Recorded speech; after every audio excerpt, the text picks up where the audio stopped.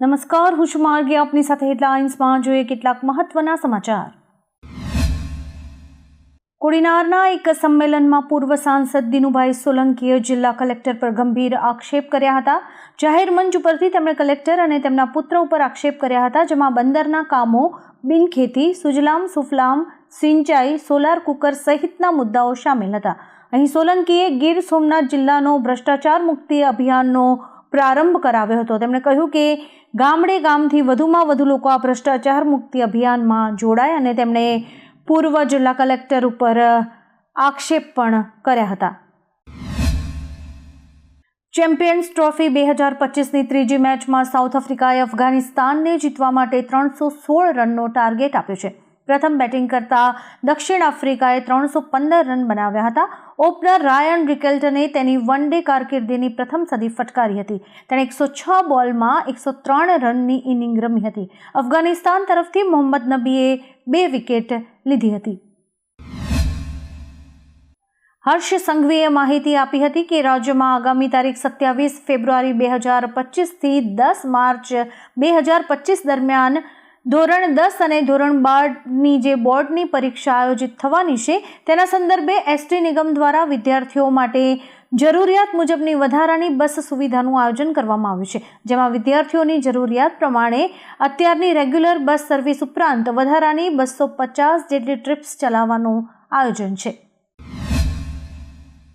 એક અહેવાલ છે કે ભાજપ સામે લડવા ગુજરાતમાં કોંગ્રેસ 2027ની તૈયારીઓમાં લાગી ગઈ છે. કોંગ્રેસે 64 વર્ષ બાદ ગુજરાતમાં કોંગ્રેસ અધિવેશનની યોજના બનાવી છે. એપ્રિલમાં કાર્યક્રમથી વિધાનસભા ચૂંટણીની તૈયારી ઔપચારિક રીતે શરૂ થશે. અંદાજે 30 વર્ષથી ગુજરાતમાં ભાજપનું રાજ છે. હવે ગુજરાતને પોતાના કબજામાં લેવા કોંગ્રેસ મિશન 2027 માટે અત્યારથી જ ચૂંટણી મોડમાં આવી ગયું છે. આ વખતે ચેમ્પિયન્સ ટ્રોફીમાં ભારત અને પાકિસ્તાનની મેચમાં બધાની નજર વિરાટ કોહલી પર રહેશે. ખાસ વાત એ છે કે વિરાટ એ ભારતીય બેટ્સમેન છે કે જેમણે વન ડે ક્રિકેટમાં પાકિસ્તાન સામે સૌથી વધુ રન બનાવ્યા છે. કોહલીએ 18 માર્ચ 2012ના રોજ મીરપુરમાં પાકિસ્તાન સામે 183 રનની ઇનિંગ રમી હતી. વન ડેમાં પાકિસ્તાન સામે કોઈ પણ ભારતીયનો આ સૌથી મોટો સ્કોર છે. આ ઇનિંગમાં તેમણે 22 ચોગ્ગા અને 1 છગ્ગો ફટકાર્યો હતો. શુક્રવારે ભારત અને પાકિસ્તાન વચ્ચે ફ્લેગ મીટિંગ યોજાઈ હતી. આ દરમિયાન જમ્મુ અને કાશ્મીરના પૂંછ જિલ્લામાં નિયંત્રણ રેખા પર સરહદ પારથી ગોળીબાર અને આઈઈડી હુમલાની તાજેતરની અનેક ઘટનાઓ બાદ તણાવ ઘટાડવા માટે વાતચીત કરાઈ હતી, જેમાં બંને પક્ષોએ સરહદ પર શાંતિ જાળવવાની જરૂરિયાત પર ભાર મૂક્યો હતો. બંને દેશો વચ્ચેની ફ્લેગ મીટિંગ લગભગ 75 મિનિટ સુધી ચાલી હતી. બોલિવૂડમાં ઘણા ખેલાડીઓની બાયોપિક બની છે. હવે સૌરવ ગાંગુલીની બાયોપિક રિલીઝ થવાની છે, જેના વિશે તેમણે પોતે જણાવ્યું છે. એટલું જ નહીં, સૌરભે એ પણ જણાવ્યું કે તેમની બાયોપિકમાં કયો અભિનેતા તેમનું પાત્ર ભજવશે અને તેમના ચાહકો આ અભિનેતાનું નામ સાંભળીને ખુશ થયા છે. મીડિયા સાથે વાત કરતા સૌરભે કહ્યું કે રાજકુમાર રાવ મારું પાત્ર ભજવશે. જોકે આ બાયોપિકને પડદા પર આવતા હજુ 1 વર્ષ લાગશે. ભરૂચમાં આદિવાસી સમાજના લોકો તીરકામઠા સાથે કલેક્ટર કચેરીએ પહોંચ્યા હતા. વાત એમ છે કે ભરૂચ જિલ્લામાં આદિવાસી સમાજને લઈને એક યુવકે સોશિયલ મીડિયામાં અભદ્ર ટિપ્પણી કરી હતી. લગ્નમાં હેલિકોપ્ટર મુદ્દે બીભત્સ કોમેન્ટથી આદિવાસી સમાજ નારાજ થયો હતો. સોશિયલ મીડિયામાં ગંદી ટિપ્પણી કરનાર સામે કડક કાર્યવાહીની માંગણી કરાઈ હતી. આદિવાસી નેતા મહેશ વસાવાએ ચેતવણી આપતા કહ્યું કે આ મામલે જલ્દી તપાસ કરવામાં આવે. અમેરિકામાં રહેતા ગુજરાતીઓએ સાચવવા જેવું છે. અમેરિકામાં એક રહસ્યમય બીમારીએ ભરડો લીધો છે. CDCના અંદાજ અનુસાર રાષ્ટ્રવ્યાપી ધોરણે 2.9 કરોડ કેસ નોંધાયા છે, તો બીજી તરફ 3,70,000ને હોસ્પિટલમાં દાખલ કરવામાં આવ્યા છે. અમેરિકાથી એક અત્યંત ચિંતાજનક સમાચાર સામે આવી રહ્યા છે. અત્યારે અમેરિકામાં બિનકાયદેસર રીતે રહેતા લોકોને તેમના દેશમાં ડિપોર્ટ કરવામાં આવી રહ્યા છે. અમેરિકામાં રહેતા ગુજરાતીઓ માટે આ સમાચાર અત્યંત ચિંતાજનક છે. હાઈકોર્ટમાં ગુજરાતી ભાષામાં કાનૂની કાર્યવાહી કરવાની એક માંગણી સાથે હાઈકોર્ટ બહાર પ્રદર્શન યોજાયું હતું. હાઈકોર્ટ બહાર ગુજરાત ઉચ્ચ ન્યાયાલય માતૃભાષા સમિતિના હોદ્દેદારો અને સભ્યો બેનર્સની સાથે પહોંચ્યા હતા. અસીમ પંડ્યાએ જણાવ્યું હતું કે રાજ્ય સરકારે વર્ષ 2012માં વિધાનસભામાં એક ઠરાવ પસાર કર્યો હતો, જે મુજબ ગુજરાત હાઈકોર્ટમાં ગુજરાતી ભાષાને પ્રાદેશિક ભાષા તરીકે સ્વીકારવામાં આવવી જોઈએ. અમેરિકાના ઇડાહોમાં હેલિકોપ્ટર બરફથી થીજી ગયેલા જળાશયમાં ક્રેશ થયું હતું, જેના કારણે એક વ્યક્તિનું મૃત્યુ થયું અને અન્ય એક ગંભીર રીતે ઇજાગ્રસ્ત થયો છે. બોનવિલે કાઉન્ટી શેરીફ ઓફિસ રેસ્ક્યુ ટીમે સ્નો મોબાઈલની મદદથી બચાવ કામગીરી હાથ ધરી હતી. દુર્ઘટનાને કારણે એક વીજ લાઇન પણ પડી ગઈ છે. ઉલ્લેખનીય છે કે તાજેતરમાં અમેરિકામાં વિમાન દુર્ઘટના અને હેલિકોપ્ટર દુર્ઘટનાની ઘટનામાં વધારો થયો છે. બિહારના સાસારામમાંથી એક ચોંકાવનારો મામલો સામે આવ્યો છે. અહીં એક પરીક્ષા કેન્દ્રમાં ઉત્તરવહીમાં જોઈને ચોરી કરતા રોક્યા તો બે ગ્રુપ વચ્ચે મારપીટ અને અંધાધૂંધ ફાયરિંગ થયું. આ દરમિયાન ગોળી વાગવાથી 16 વર્ષના એક વિદ્યાર્થીનું મોત નીપજ્યું છે. વિવાદમાં સામેલ તમામ વિદ્યાર્થીઓ ધોરણ 10ની પરીક્ષા આપી રહ્યા હતા. સમગ્ર મામલે પોલીસે એક સગીર છોકરાને હથિયાર સાથે પકડ્યો છે.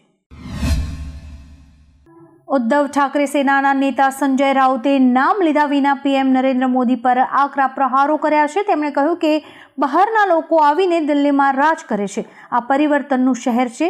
બહારના લોકો અહીં આવે છે, રાજ પણ કરે છે અને પછી પાછા જાય છે. આજે દિલ્હી પર રાજ કરનારાઓને પણ પાછા ફરવું પડશે. કેટલાક લોકો રાજસ્થાન પાછા ફર્યા છે અને કેટલાક મહારાષ્ટ્ર પાછા ફર્યા છે અને કેટલાક ગુજરાત પણ પાછા ફરશે. વિધાનસભા ગૃહમાં કિરીટ પટેલના પ્રશ્નમાં સરકારે જવાબ રજૂ કર્યો હતો, જેમાં ઉર્જા વિભાગે જણાવ્યું કે અત્યારે મીટર અને સ્માર્ટ મીટરની કામગીરી સમાન છે.